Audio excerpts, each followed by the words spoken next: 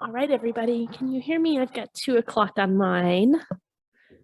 Okay, very good. Good afternoon, everyone, and welcome to GSC's Professional Development Seminar, Creating an Individual Development Plan. I'm Leslie Huffstedler Alvarez, and I am working on my master's in Family and Community Services, and I am one of the committee members here at the GSC. So before I introduce our speaker for today, right here, I would like to remind everyone that participation in this event counts towards earning a credit for the professional development certificate. So you need to attend at least 5 events in an academic year to be eligible for this certificate. This year, we'll not only be doing feedback surveys, or we will not be doing feedback surveys after every event. Rather, you'll instead receive one survey at the end of the semester about your overall experience with the PD seminars. We'll be keeping track of the attendees after each event. So our speaker for today is Dr. Jocelyn McDonald, Associate Professor in Biology. She joined K-State in 2015 and studies how cells move collectively in a cluster using fruit flies as the model system. Today, Dr. McDonald will take us through creating an IDP to map out career goals for students in different stages of their career.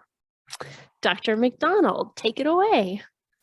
Okay, well, I wanted to first thank you for inviting me to give this presentation. A little caveat, I don't feel like I'm an expert in the IDP. However, I have used them for more than 10 years with the trainees in my group, and I have found them really invaluable from the mentor side.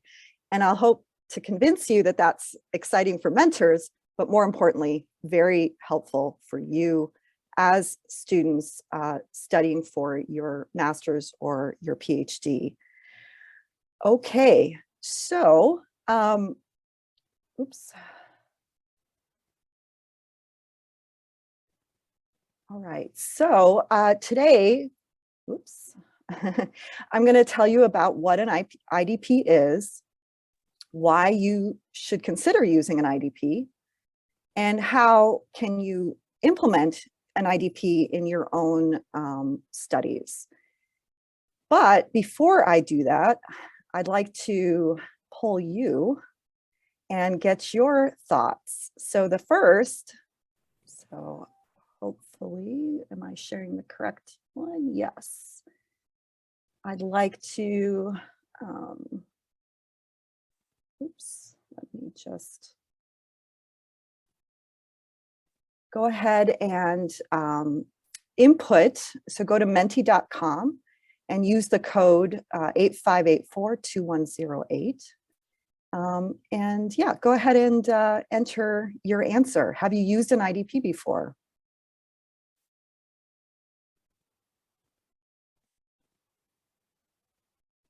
You can do it on your phone or you can do it on your laptop, whatever is more convenient for you.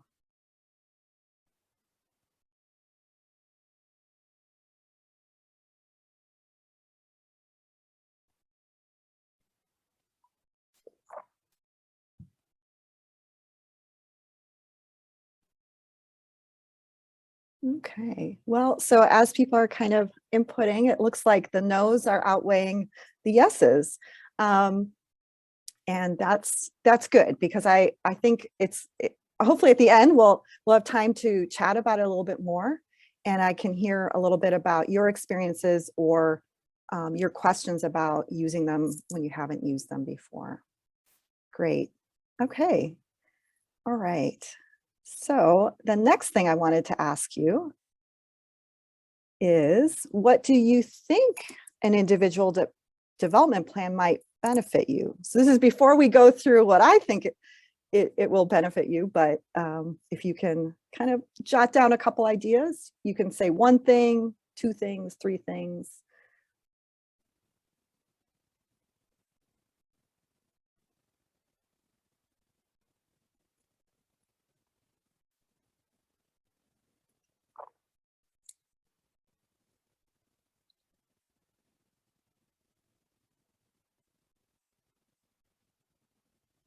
Cool. Yeah, so got a couple things coming up: tracking progress, keeping on track, communications, organization, mapping out career goals, productivity, lots of planning and goals facilitate accomplishments? Fantastic. Okay.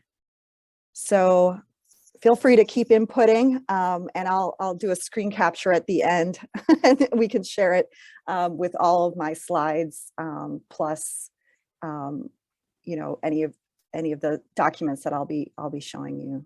Future possibilities, absolutely. Okay, so let's go back to what is an IDP? So that's the biggest first question.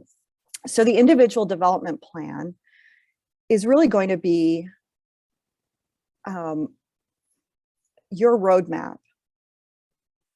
And by roadmap, sorry, I'm just adjusting this. It's really going to be this customizable plan for your training and your goals. And this is important because the IDP is not really for the mentor. It's really for you and your own career and your goals. So it will guide you to reflect on where you are now and where you would like to be. And I think this is super important because it's going to help you define those specific actions that will help you get to where you need to go. Okay, so in my mind, there are two ways to use an IDP. I think the first is kind of exploring your career options. And this doesn't have to be very formal. You don't have to necessarily fill out, a form or a website, but you have to do some exploration of what you'd like to do. So your first step was probably, kind of thinking about general goals that you have, and that graduate school was going to be part of the way you're going to get there, right? But as you're starting in graduate school, or you're developing your career in graduate school, your interests will start solidifying, right? And so where the IDP can really help you is to help you in exploring your career goals. Then I think what is really powerful about the IDP is that during training, such as graduate school, you will define those specific goals that will help you succeed. And you'll be working hand in hand with your mentor or mentors. And I want you to be thinking very broadly about who your mentor is. So yes, this might be your thesis advisor or supervisor, but it can also be your thesis committee. It can be people in your general field, particularly if you already have a network of people that you have established, say if you had a career before you have gone back to graduate school, or they may be people that your mentor helps you meet through conferences and other things. LinkedIn is a good way to kind of meet people. So the people who will help you succeed are not only your graduate advisor. That's kind of my main message here. Okay, so more specifically, the IDP, which I should also point out is really good for graduate school, but also for postdoctoral fellows and for postgraduate, and also within careers. So that's a written plan, right, that's going to help you develop and advance your professional and academic goals. There's a really nice website from the University of Wisconsin-Madison that outlines 5 steps, which I've kind of diagrammed here. The first step is that you're going to self-assess what you need. So you'll identify your goals and needs and define where you are now. Then you're going to set up your goals. And that means identifying those goals, clarifying your goals, clarifying what you might need to get there. And then you'll discuss this with your mentor, and then you'll implement it. And that can be, basically a feedback of trying to figure out, the goals, what you need to get there, and helping to identify resources, and then developing an action plan to get there. Very importantly, IDPs are meant to be reviewed and revised. How frequently that is, it's going to depend on the person and the stage of school or your career that you're at. But typically, minimum, it would need to be every year, but preferably more than that, maybe every 3 to 6 months. And we'll talk about that a little bit more later in the presentation. Okay, so IDPs, these are not unique to academia. They're not unique to the biosciences, which is where I first encountered them. IDPs can be used by basically anyone in any career at any time. Of course, today we're going to focus on graduate students. And as I said, these can be done by postdoctoral fellows, so postgraduate people, technicians, research assistants, you name it. Importantly, for many of you, you may not be in a bioscience, but those who are, it turns out the National Institutes of Health, as part of their funding mechanisms, actually require mentors to have done an IDP with all trainees in the lab. So that is an absolute requirement. But lots of technical fields require or recommend using an IDP. Businesses, engineers, different companies, and also use it. And I was able to find out by web searching that National Park Service is actually using IDPs, as well as the Commerce Department and government. And this is an example from a company that is explaining why they feel their employees should be using an IDP. For example, it helps the company find direction and for their employees to find direction, increases job performance, lower turnover employees, et cetera, et cetera. So they can be used by anyone at any time. And so if you develop that one in graduate school, you don't have to drop it before, when you move on to your next stage of your career. Okay. So hopefully you have a good idea of sort of what an IDP is, except that we're going to go through some more detail of that so you can kind of see it laid out. Because at this point, you're just kind of like, okay, goals, et cetera. Sure. But I want to also convince you why you should use one, particularly in graduate school. And that is because by identifying your needs, it's an opportunity to focus on what you need and identify when you need to work on something. That can be as simple as, forming a supervisory committee, right, your thesis committee, or more complex. Turns out, maybe you have a goal to work for the Park Service. And so you need to find contacts within the Park Service. And so you can identify who that might be, or your mentor can help you connect with some people. It allows you to identify your strengths, interests, and values. And hopefully that'll become even more clear as we move along. You develop your goals for what you need. Again, everything comes back to you. It helps you communicate with your mentors. Again, these can be your thesis advisor, your supervisory committee members, or other people that you know in your broader field. So this will be something I come back to, but often, I don't know how many of you feel this way, but often there's a power dynamic, right? So I'm the mentor.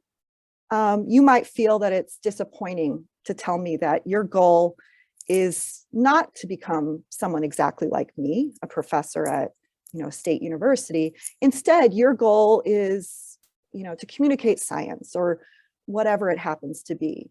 And that's often difficult to just say out loud in a meeting.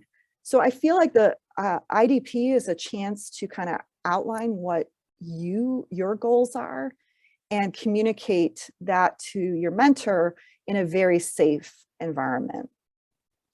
And identifying some of the gaps in your both your research training, what other kinds of training that you might need, which might even include like how to write better or how to communicate better, things like that. Okay. And then the other thing that is super important, I think, is that it gives you a chance to find out what motivates you and be able to revise and change those goals as your interests change, right? So I will be honest and tell you that when I first started in graduate school, I just thought science was cool. And so I was excited to do that. And I never had a thought about becoming a professor. But as I moved along within my graduate career, I got more and more interested in doing that. And I started working with my mentor to, establish some networks of people to find out a little bit more about those kinds of careers. Okay, so that's some reasons. And then of course, it's sort of a helpful thing for you itself. So of course, all these things are helpful, but goal setting can help you really define what your success and satisfaction will be. Okay, so I'm going to outline some kind of short-term benefits that overlap with what I just told you and some long-term benefits. So in the short term, obviously, we just talked about this. You're building your goals. You're building your action plan for each year of your program. And the best IDPs for graduate school actually lay out each year of your program. And I'll show you in a few minutes one of my favorite ones that's geared towards bioscientists. However, if you just remove like technical skills or remove lab specific things, one could use those plans for really any field whatsoever. It allows you to identify the skills that you're already strong in or that you feel like you've made progress on, right? So if you come in and you're really strong with essay writing, but you haven't, put together a chapter yet, you can identify chapter writing as the skill you would strengthen, but essay skills are something that you've already are strong in. Let's say you don't have any experience presenting to a conference, a paper or a poster or an abstract. That might be a skill that you identify that you could strengthen. So identifying both the skills that you're already strong in and the skills that you can strengthen are huge parts of the IDP. It helps you identify the gaps in your training. As I said, you with your mentor, you may find out that there are conferences that you could attend or workshops to learn some of these skills. And then exactly, so you'd identify those resources. And then you create that action plan, but it also allows you to explore your career options. Okay, so, and I will point out, and this is, I think, really, really important, is that IDPs are not limited to academic goals. So let's say you've got your academic goals, but you also want to be able to do scientific outreach or writing for the popular press. Maybe you're a sociologist and you want to talk about sociology in the news. But it should also include personal mental wellness and personal physical wellness. And when I'm working on IDPs with my students, we emphasize that because I personally find it really important. And I think that's a lot of IDPs will have that built into the plan. And if it's not, keep that in mind. I do think it's really, really important. Okay, so long-term benefits. Well, all the above, right, are going to benefit you. But you have an opportunity to talk and think about your long-term goals for your career. The IDP long-term benefits will also include identifying new additional mentors who could help you throughout your career, and you can grow and establish your network for long-term career success. And those career and professional goals, as I mentioned before, are designed to be revisited and revised as you progress in your career. Okay. So, mentor side. So we've been focusing on you as the student, but mentors will benefit as well. Now, I should point out that a lot of mentors don't have experience. So we saw a lot of the audience today have not yet had a chance to use an IDP. Guess what? Your mentors probably have not either. And so I think one of the important things is to keep in mind benefits that the mentor will have, because that will help convince them to work with you on these IDPs. So as a mentor, at minimum, I listed out 4 things, but there are probably many, many other short-term benefits. So for each trainee in my group, I get knowledge of their goals, both those short and long-term goals.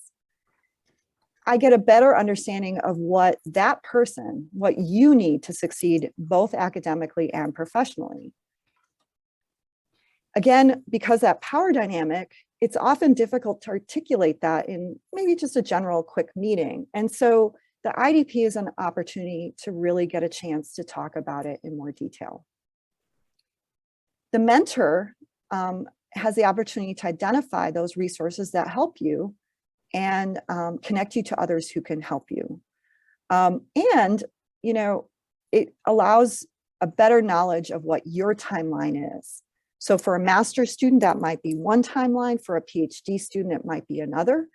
But even not just limited to your graduate school, but outside of that, you know, so understanding, the mentor can begin to, understand, you know, your career goals and when you want to achieve these things. Okay, so there are also long-term benefits. As a mentor, I'm developing future colleagues, right? So you as a graduate student are my future colleague, and that's exciting. I also get a chance to revise my mentoring style and tailor my training for students with different needs and goals. Every person is unique. Every person has different needs. If I can't meet those needs, I can help you meet those needs through someone else or some other resource. And through that, I get to expand my network of connections to people and find out about new careers even that I don't know about, because, you know, I'm mostly familiar with the things that I come in knowing, right? So there are long-term benefits for mentors. I think mentors become better in their mentoring style by using IDPs. Okay, so now let's get into the nitty-gritty of what the IDP is and how to do one. So, you know, you can follow all those little steps that I've kind of gone through, or you can use some forms that are available. And I definitely recommend using pre-made forms because they have guiding questions that really help you articulate those goals, your needs, where you're at, what you've done, et cetera, et cetera. They can range from very simple templates to more detailed templates. And I'm going to mostly show you some detailed templates, as well as some website sources that will really help you, hopefully, and in developing your IDP, and then you can see what works better for you.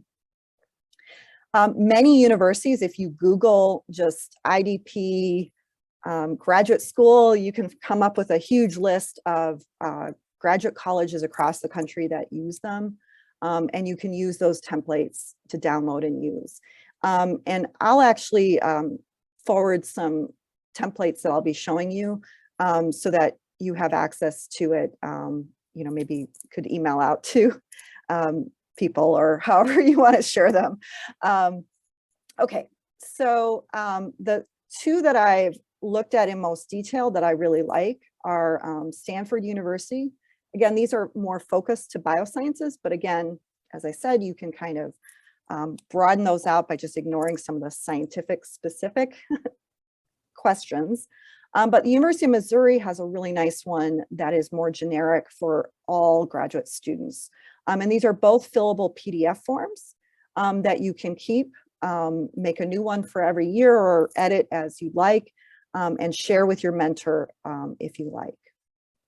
Okay, so one thing before we move forward is just to think about defining your goals using the SMART mnemonic. And I will be honest, I think these are all really good tips. I don't honestly go through every single one of these, but SMART goals are specific, measurable, attainable, relevant, and time-based.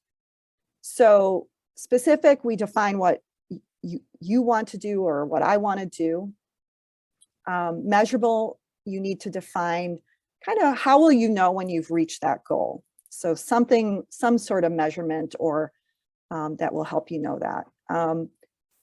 It's been broken down into a reasonable task that you can accomplish in a short enough amount of time.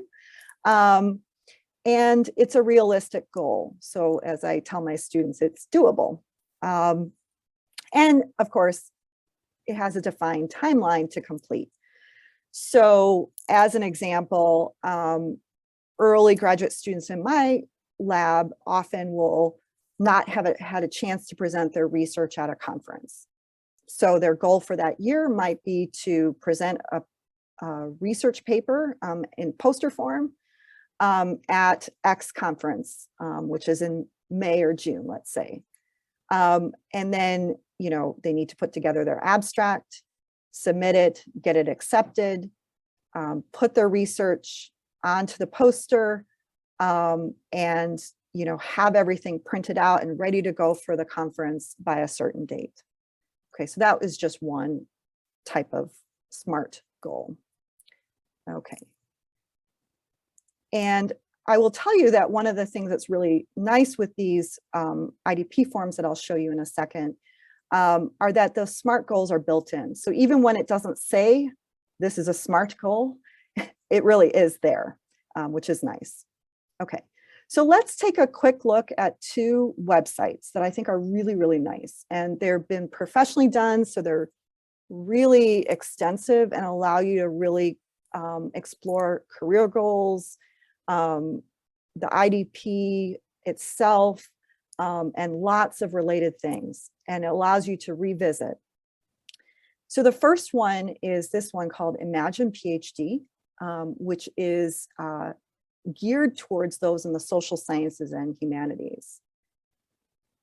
And let me just head over there.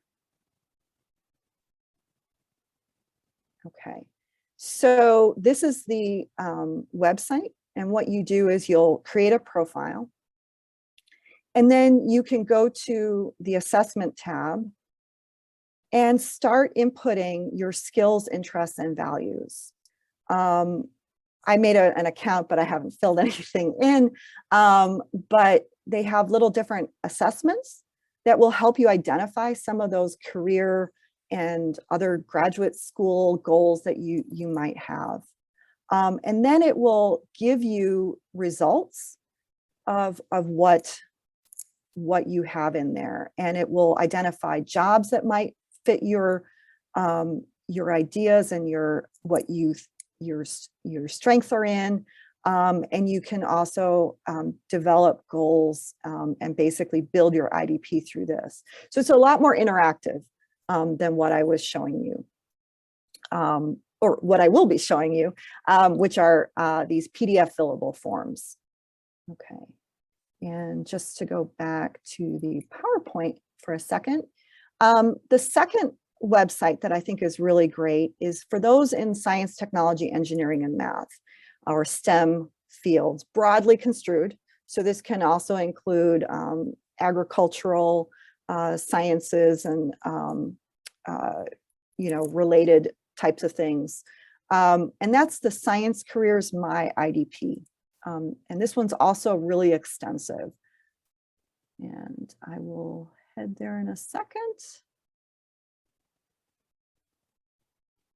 So here's the landing page. Again, you would create an account that allows you to keep coming back and exploring your career plan and your IDP itself. So you can go through a first time here and it will guide you through. I'm just going to click on returning user. And you can see here on the one side, on the left side, you can see you can do a skills assessment, interest assessment, and values assessment, again, helping you kind of think about what careers might be of interest to you moving on from graduate school. So really focused on careers, but it also, basically can be used during graduate school as your IDP. So I haven't filled out any forms, and so you can see that basically I have no scores. I have lots of areas to work on because I haven't filled anything out. But so maybe seeking mentorship may be something that it suggests for you. So basically, and then here you can see eventually you have SMART goals that it will help you establish. So so those are two websites, and actually I wanted to show you a third one. So the third one is particularly nice for engineers, and it is basically a modular class that would help you to identify, they call it a personal development plan, but it's basically an individual development plan, and allows you to walk through all of the steps that what would be in an IDP. So I have a link on the PowerPoint slides as well. Okay, so that's there. So those are two online ones. So you can definitely use those, and they will do really well for you. I haven't used these personally in working with the students in my lab, but instead we've used some of these fillable forms. So here are the links to 3 different ones that might be of interest to you. I'll show you the Stanford Biosciences one. There's a very simple one from the Berkeley Graduate School that is just basically a Word doc with goals on one side, and then implementation plan on the other side. So very useful, but much simpler. And then, as I said, the University of Missouri has one as well. Okay, so let's head over there and take a quick look. All right, so the Stanford Biosciences, basically, I put the website where you would go, and there's different pages that you can look at to look at the process, frequently asked questions. Obviously, you can ignore the IDP reporting because that's for something with Stanford itself. But you can download their fillable forms. What I love about the Stanford ones is that they have a different one for year 1, year 2, and then if you're in the PhD program, years 3 through 5. So I would recommend if you're in a master's program, you probably want to do year 1 and then possibly years 3 through 5, just because of the way they're laid out. Okay, so year 1. So just take a quick look. You would kind of input your information here. And what I love about it is sort of walks you through the whole process, right? So first you're going to self-assess. You're going to set up your meeting with your advisor. You're going to lead the discussion with your advisor, complete an action plan and follow-up. And then you can ignore the documentation because that's not something you're going to be doing necessarily. Okay, and then it outlines what your responsibilities are, what the advisor's responsibilities are, and then you start answering questions. Okay, so as an example, right? So what does your program require for you to complete? So what are the course requirements, supervisory committee, any exams that you have to take, etc. Then what fellowships, your primary goals, what are the resources or support that's going to help you transition to graduate school, et cetera, et cetera. So you can basically fill out all of that. This is one of the reasons I love this particular IDP, is because it allows you to rate yourself on these skills. So obviously for those who are not in science, you don't need to explain that you have a broad-based knowledge of science. You might have a broad-based knowledge of history or business or whatever is your specific field, which you could even just write in here. You can make a comment and then you can say, I'm strong or I'm weak. And so maybe that's a target skill that I'd like to complete this year. A critical reading that you might need for your field. maybe I'm pretty good at that and I don't need to target that skill. Experimental design isn't going to be applicable to those in the non-sciences, but maybe it's, learning how to do the library research that you need to do. And maybe you feel pretty good about that. Again, you don't need to target that skill. But maybe you're doing surveys of different populations of people, and you haven't had a chance to do much with statistics. And so that would be a target skill. So anyway, so you can keep on going. And then this is what's really nice is that when you share whatever you'd like on this IDP to your mentor. And often, I'll explain this again in a few minutes, but my students will just bring this to the meeting and then we look at it. If we're meeting by Zoom, they just share the screen. If we're meeting in person, they have a printout and then we look through it, or we look at it on a computer screen. You only have to share what you feel comfortable with. Then together we fill this out, so this is the chance, if you don't already know, what's the best way to set up meetings with your advisor and communicate regularly. Together, you decide what are the skills that you think are important for the coming year. What activities should you participate in the upcoming year? How are you getting paid? Super important and sometimes an uncomfortable subject, and anything else. Okay, and then following up, like when do you want to meet next to talk about this? Okay, so in years 2, you start adding on to this. You refine what you've done. You can now, since you've already mostly completed classes or you're still in the middle of classes, but now you're in their second year, you can define what your thesis is about. How does your project fit into the field as a whole?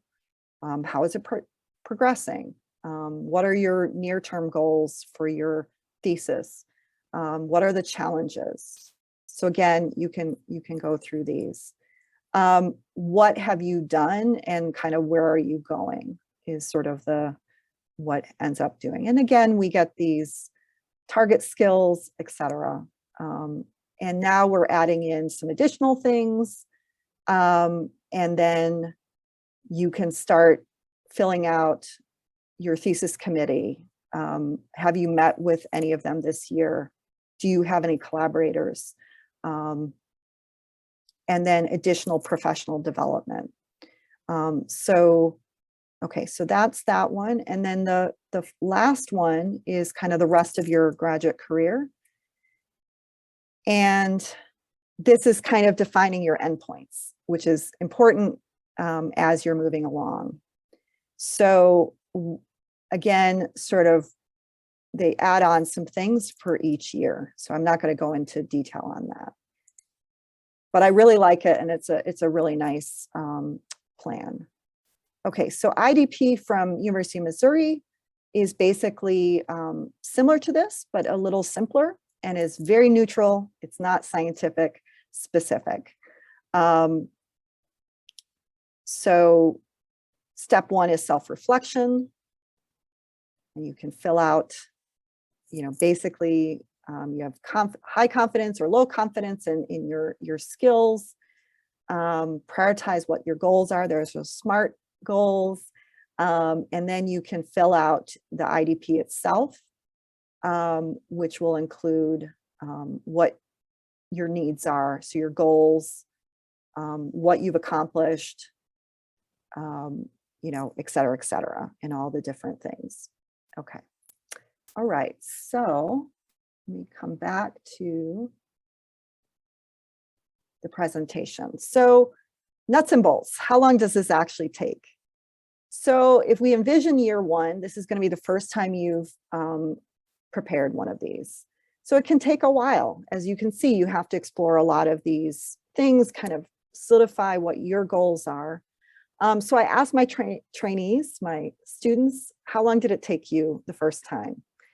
You can see there's a lot of different answers. A whole day, an entire weekend, a couple hours at least, 2 hours was enough. So your mileage may vary. In year 2, my students said it was quicker the next year. Maybe it only took them an hour or 2 to really update this. But of course, you also want to be revisiting your career goals and your thoughts.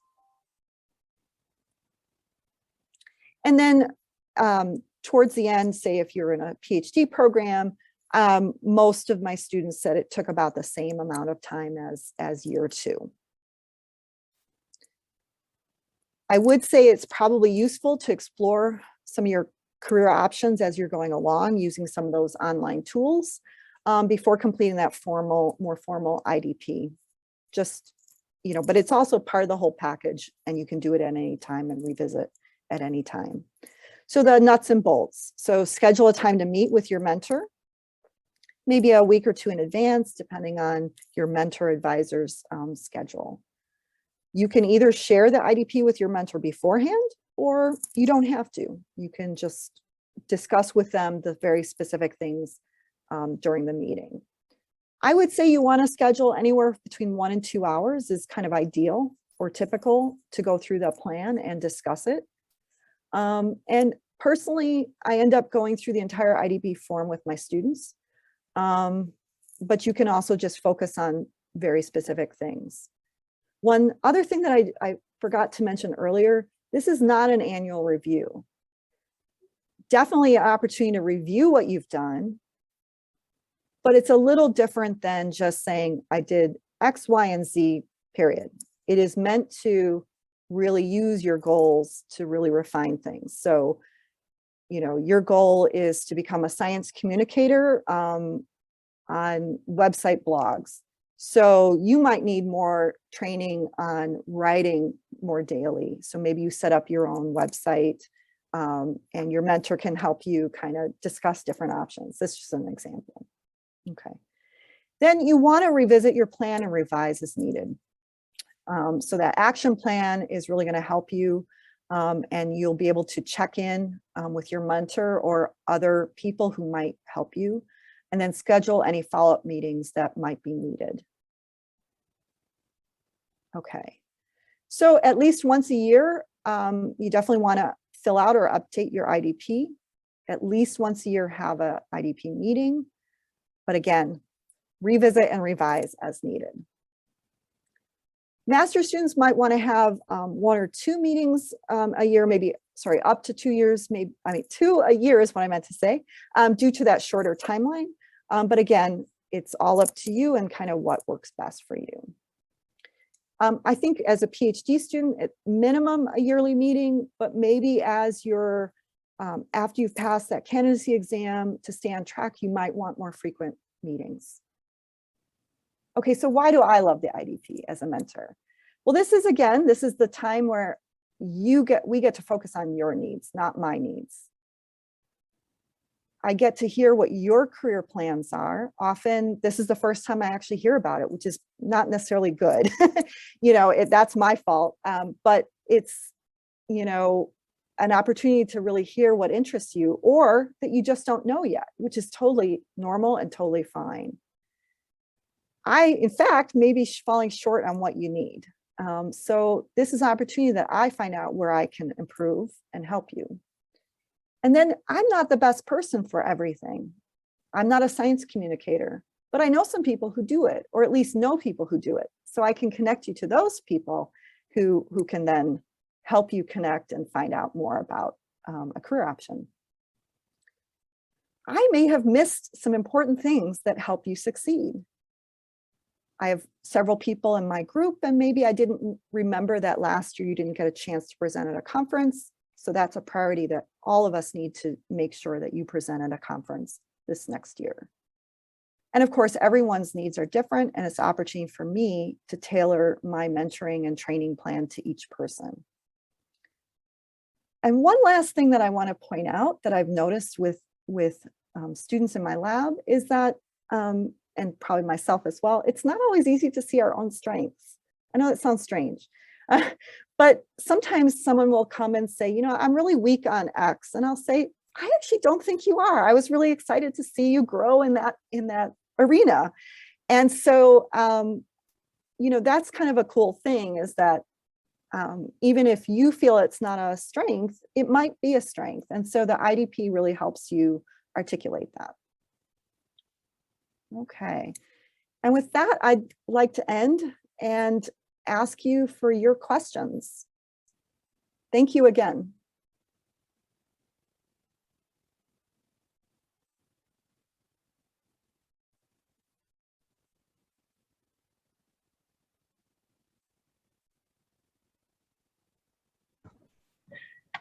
Dr. McDonald, thank you for sharing today.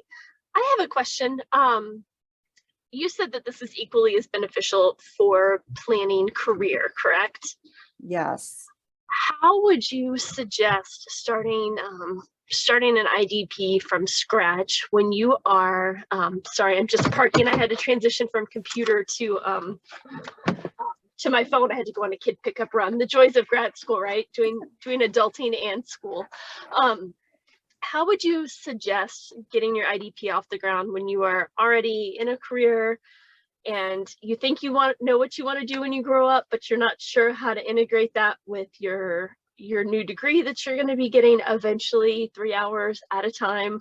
How do you suggest diving into your IDP? I had never considered one, never even heard of one until I agreed to host this event. So sure.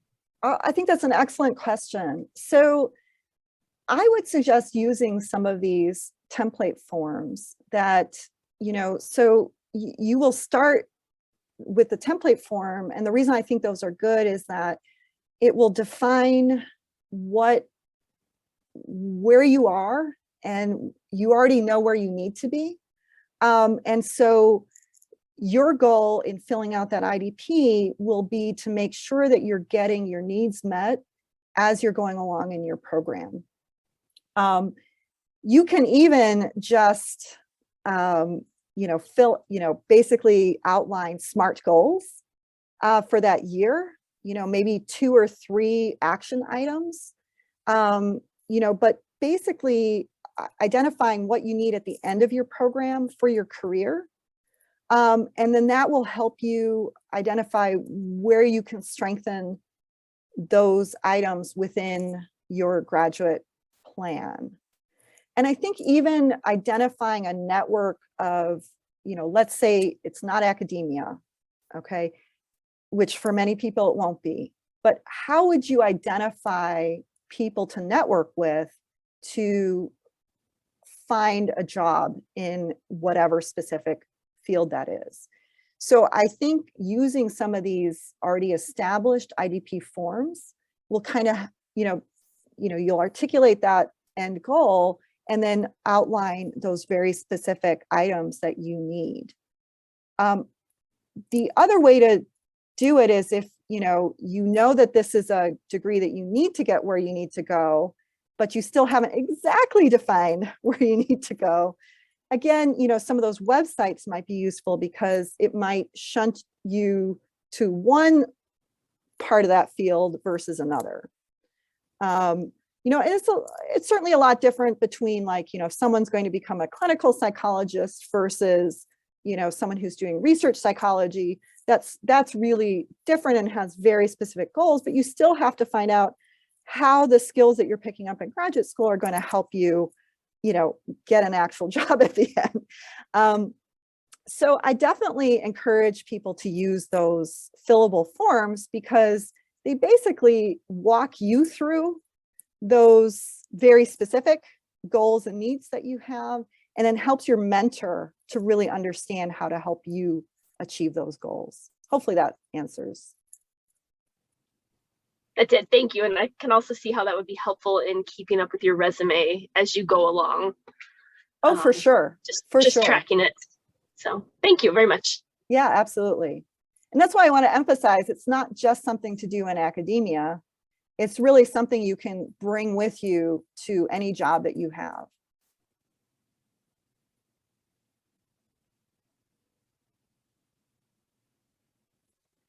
Okay, so how do you react if an IDP goal is just completely missed? Like if your research isn't selected for conference, so your goal of presenting can't happen? I think that's a really good question. So I think there are, one option would be to work with your advisor for maybe there's a different conference or, a different like regional or within the university meeting that you could make that first step to achieving that goal. The other idea that I have is kind of, you could always have alternative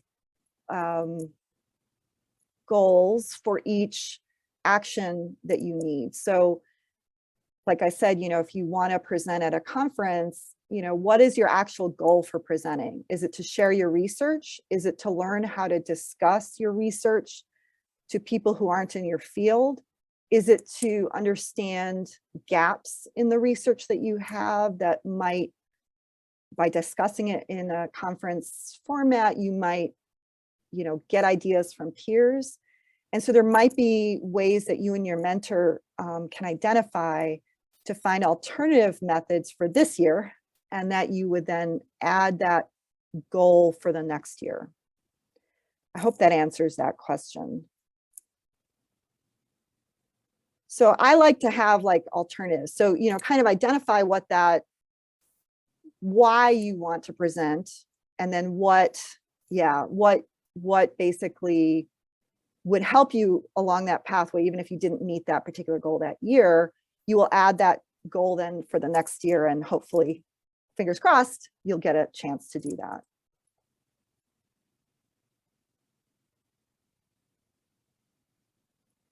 And the other thing I would add is, the comment is identification of internal motives is a useful way to think about it.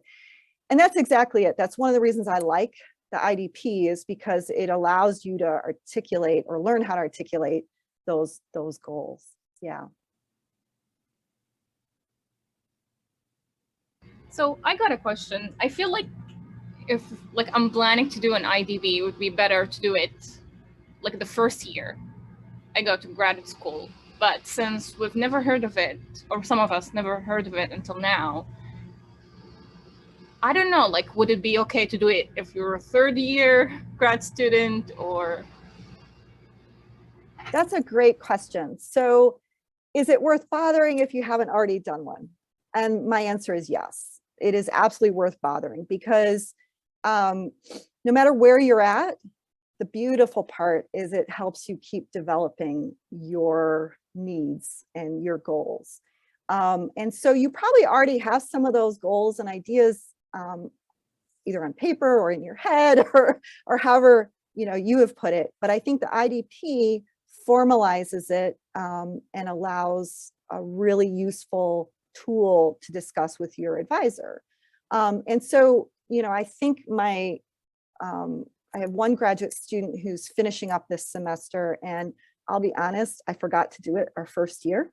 So she dove in her second year, and we started from there. We had informally talked about a lot of these things, but the IDP was something where she was able to then, in her second year, just go ahead and get that started.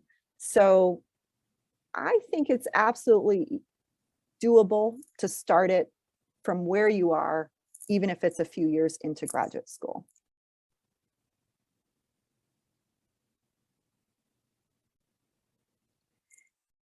And the one reason I really like that Stanford one is because it has that first year, second year, and then years 3 through 5. So because your needs change as you move through graduate school. And so, you might want to start then on the years 3 through 5, or adapt it if you're not in the sciences, and kind of look and see what's on that one versus the others, and that will help you. So it could be that, you've passed your candidacy exam, or, you're close to writing your thesis, whatever it is, but it will help you identify those next goals and where you need to go. Sounds good. Thank you. Sure.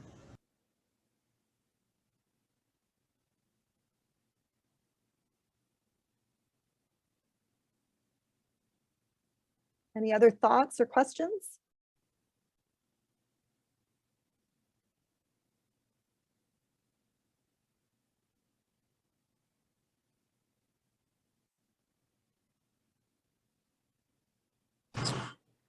Okay, if there's no more questions. Dr. McDonald, be well.